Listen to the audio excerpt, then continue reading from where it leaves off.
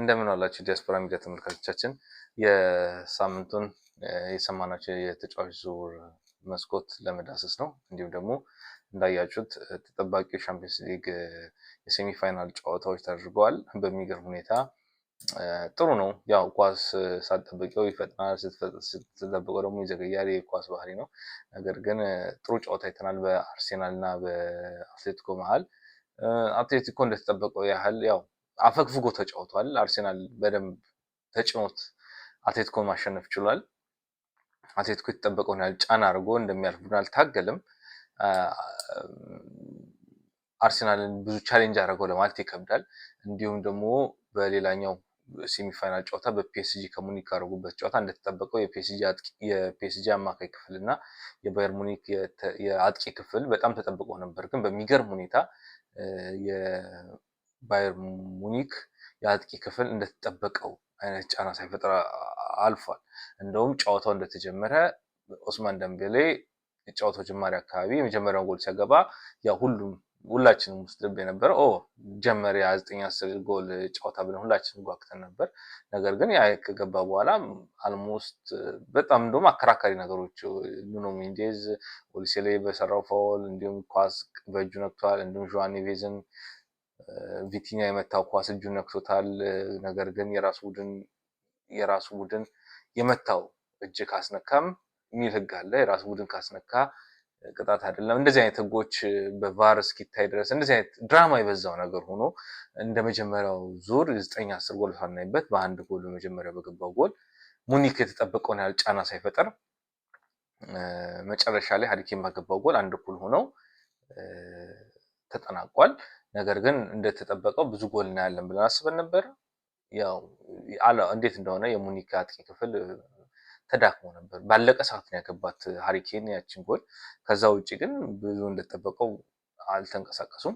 ሲቀጥል ወደ ሌላኛ ጨዋታ በምናልፍበት አትሌቲኮ ከአርሰናል እንዳልነውም አርሰናል በደንብ ተጭኖ ሄዷል። አትሌቲኮ እንደውም ከዛ በኋላ ራሱ ላሊጋው ላይ ሄዶ በሴልታ ቪጎ በተሸነፈበት ሰዓት ደጋፊ ብዙ ደስተኛ አልነበረም። እንዲሁም ሉዊስ ፊሊፔ ብራዚላዊ አትሌቲኮ ግራ መስመር ተከላካይ በታየበት ሰዓት ላይ አዲሱ አሰልጣኝ እሱ ነው የሚሆነው እያሉ ሁሉ የአትሌቲኮ ማድሪድ ጋዜጦች ሲያወሩ ሰምቻለሁ።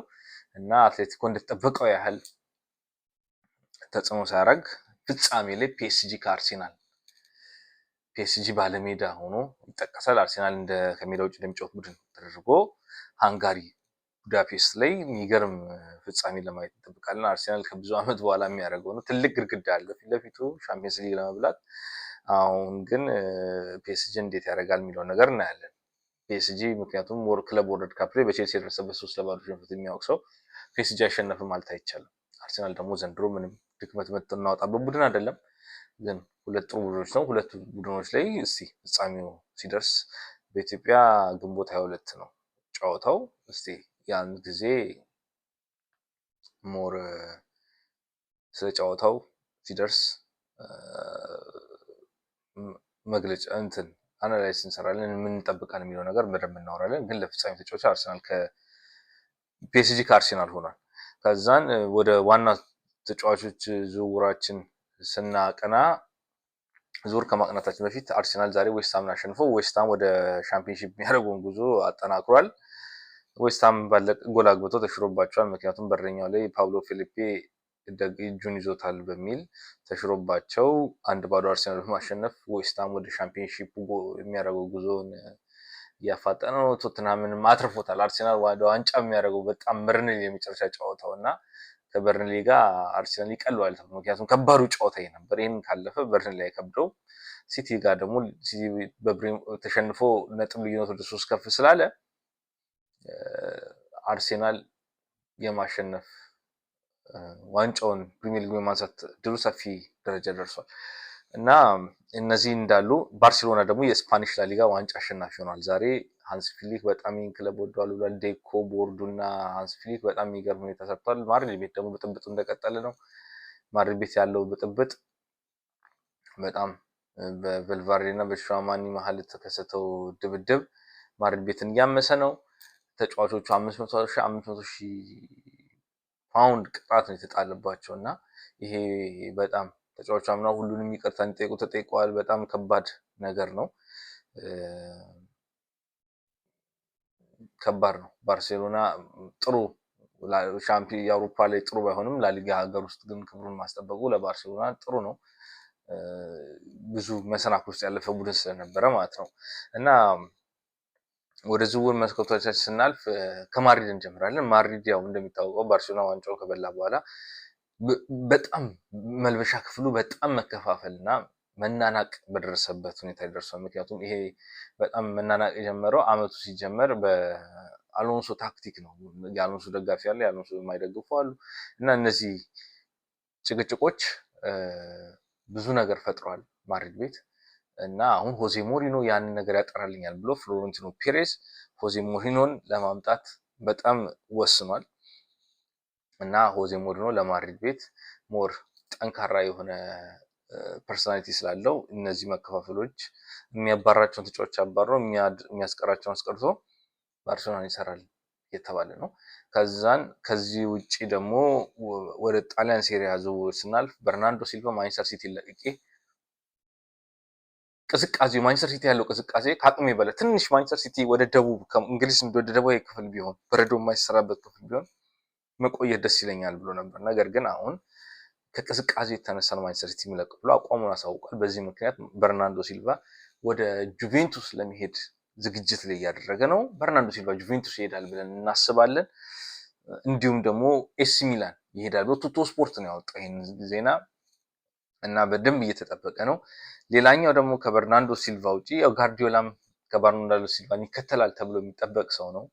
ጋርዲዮላ አልታወቅም ነገር ወይ ቫኬሽን ሊሆን ይችላል፣ ምን ሊሆን ይችላል፣ ይሄዳል ተብሎ ይጠበቃል። ይለቃል ተብሎ ይጠበቃል። ምክንያቱም አንድ አመት ኮንትራት ነው ያለው፣ ከዚህ በፊት እንደነገርኳችሁ ይለቃል ተብሎ።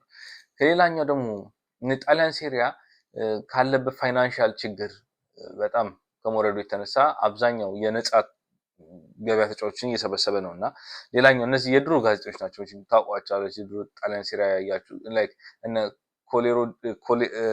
ኮሪያ ዴሎ ስፖርት የሚባል ጋዜጣ እሱ ደግሞ ዛሬ በጣም በባየር ሙኒክ ድንቅ ጊዜ በማሳለፍ የምናውቀው የግራ መስመር ተጫዋች አሁን ወደ ተከላካይ የተቀየረ ሁለቱም እንደ ተከላካይ እንደ ግራ መስመር ተጫዋች ይጫወት የነበረ ከዛ ማድሪድ ቤት ሄዱ። በጉዳት ማድሪድ ቤት በነበረው ጉዳት ብዙ ነገር መስራት ያልቻለው ዴቪድ አላባም 33 አመቱ ነው።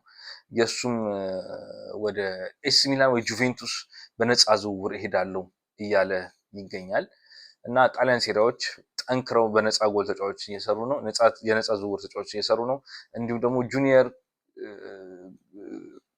ካወቃችሁት ኢብራሂም ኮናቴ እንዲሁ ወደ ሴሪያ ለመሄድ እየሰራ ነው። በዚህ አጋጣሚ ሞሳላም ከጣሊያን ክለቦች አሁን ሊቨርፑልን በሚለቅስበት ሰዓት ከጣሊያን ክለቦች የናዘው ሳውዲ ክለቦች እንደሚታወቀው ከበድ ያለ ገንዘብ ቢያቀርቡለትም የጣሊያን ክለቦችም በሮማ ተጫውቷል። አሁን ጣሊያን ክለቦችም እሱን ለማስፈረም ሙር እየፈለጉ ነው እና ሞሳላም ወደ ጣሊያን ይሄዳል ተብሎ በጣም የሚገርም ጣሊያን ሴሪያ እድሜያቸው የገፉ ተጫዋቾች ሞር ዝግ ያለ ነው፣ ግን ሞር ቴክኒካል ብልሃት የሚፈልግ እነ ሞድሪች ጣሊያን ሴሪያ እንግዲህ ከማድሪድ ወርደው ኤሲ ሚላን ሄደው ጥሩ ጊዜ እያሳለፉ ነው። ያው ዋንጫ ባይበሉም ቡድኑ ጥሩ ባይሆንም ዘንድሮ ሶስተኛ አራተኛ እየሆነ ነው፣ ግን ጥሩ ጊዜ እያሳለፈ ነው። ሞድሪችም እነዚህ እድሜያቸው የገፉ ተጫዋቾች ከአውሮፓ ወደ ጣሊያን አድርገው ከጣሊያን ነው ወደ ሳውዲ እና ወደ አሜሪካ እየሄዱ ያሉት እና ጣሊያን ትንሽ ጊዜ ማሳለፍ ይሆናል። ክርስቲያኖም ያንን ፓስ ተጠቅሟል ጁቬንቱስ። ነገር ግን ክርስቲያኖ ከጁቬንቱስ ወደ ዩናይትድ ሄዷል። ስለዚህ እነዚህ ጣሊያን እድሜያቸው የገፋ ነፃ ተጫዋቾችን ቅድሚያ ሽሚያ ነው ያለው። አሁን ዝውውር ሳይሆን የነፃ ስለሆነ ቅድሚያ ነው የሚንቀሳቀሱት። ይሄ ነገር ነው ያለው። በሌላ በኩል ደግሞ ስናይ በጣም ባለፈው ከዚህ በፊት የነገርኳችሁ ጁኒየር ክሮፒ ፒኤስጂ ያስፈርመዋል ተብሎ በጣም እየተጠበቀ የነበረ ልጅ የጎንካሎ ራሞስ ምትክ ይሆናል ተብሎ፣ ምክንያቱም ራሞስ ተቀያሪ መሆን አልፈልግም ብሎ ለቃለሁ ብሏል። በሚገርም ሁኔታ 2 ጎል ጨምሮ 14 ጎል ደርሷል። ይህ ደግሞ በሮቢ ፎለር እና ሮቢ ኪን የተያዘውን ቲኔጀርስ ሆነው 12 ጎል ሪከርድ አልፎ 14 ደርሷል። ይሄ ልጅ ድንቅ ልጅ ነው። ይሄን ልጅ እንደሚታወቅ አርሰናል፣ ሲቲ በጣም እየፈለጉት ነው። ገና 19 አመቱ ነው። አይቮሪ ኮስት ፈረንሳይና 19 አመቱ ነው። አይቮሪ ኮስት ፈረንሳይና ፖርቹጋል ነው እና ፈረንሳይ ብሔራዊ ቡድን መጫወት ፈልጓል። አባቱ አይቮሪ ኮስት ነው እና እናቱ ፖርቹጋል ነች እና እሱ ለፈረንሳይ መጫወት አይፈልግም። 3 እድሎች አሉት። እስቲ የምናየው ይሆናል ወደፊት። ማርኮስ ራሽፎርድ ደግሞ ከማንቸስተር ዩናይትድ ለቆ ዛሬ ባርሴሎና ቤት ሆኖ ላሊጋ ማንሳቱ በጣም በሚገርም ሁኔታ እየገረመ ነው። እነ ብሩኖ ፈርናንዴዝ ይህን ያህል ጊዜ እያሳለፉ ዋንጫ ሳይበሉ እነ ማርኮስ ራሽፎርድ ትተው ወጥተው ኢቭን ዛሬ 2-0 ሲያሸንፉ ሪያል ማድሪድን ራሽፎርድ ያገባው ጎል ነው እና ፌራን ቶሬዝ ናቸው ያገቡት። ሁለቱም ድሮ ማንቸስተር ሲቲ እና ማንቸስተር ዩናይትድ ተጫዋቾች ነበሩት። ከባርሴሎና ጋር ዋንጫ ሲያነሱ ከዝውውራቸው ይሄን ነገር አግኝተዋል። ስለዚህ ራሽፎርድ የሚቀጥለውን ጉዞ እናያለን። ነገር ግን ከባርሴሎና ጋር ዋንጫ አንስቷል። በዚህ አጋጣሚ በጣም በሚገርም ሁኔታ ብሩኖ ፈርናንዴዝ ማንቸስተር ዩናይትድ ቤት ሆኖ ይሄን ያህል ጊዜ ዋንጫ ሳይበላ በሚገርም ሁኔታ ራይተርስ አሶሲዬሽኑ ፉትቦል ራይተርስ አሶሲዬሽን ኤፍደብሊው የአመቱ ምርጥ ተጫዋች ብሎ ሸልመውታል እና በጣም ሁለተኛ ዴብሩይኒ ነው፣ ሶስተኛ ሃላንድ ነው። በሚገርም ሁኔታ በጣም ተቀራራቢ ነበር የነበራቸው። ይሄ ልጅ ይገባዋል፣ ግን ዋንጫ የለም። ብሩኖ እንግዲህ እነ ራሽፎርድ እየለቀቁ ዋንጫ ይበሉ ከሆነ ብሩኖ ምን እንደሚያስብ ወደፊት የምናየው ይሆናል። 2 ጎል ካገባ የዴብሩይኒ እና የሃላንድ የረጅም ጊዜ የአሲስት ሪከርድ መስፈር ይችላል። 3 ጨዋታ ይቀረዋል። ባለፈው እንደውም ተሽሮበት ነው እንጂ አሲስት አድርጎ ነበር። ስተውት ነው እንጂ አሲስት አድርጎ ነበር። እንዲሁም ደግሞ ለመጀመሪያ ጊዜ ከ2010 በኋላ ነው ከዩናይትድ ቤት እንደዚህ አይነት ተጫዋች ተመረጠው።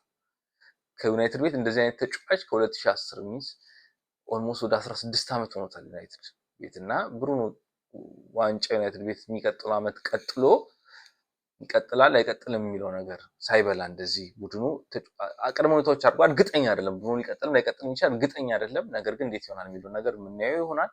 ስለዚህ ተጫዋቾች እየጠበቁ ነው እና ዝውውሩ እየደራ በመጣ ቁጥር ደግሞ ምን አይነት ዝውውሮች እንደሚኖሩ ሀሳቦቻችንን እንከፈላለን። አመሰግናለሁ። የሳምንት ይበላል።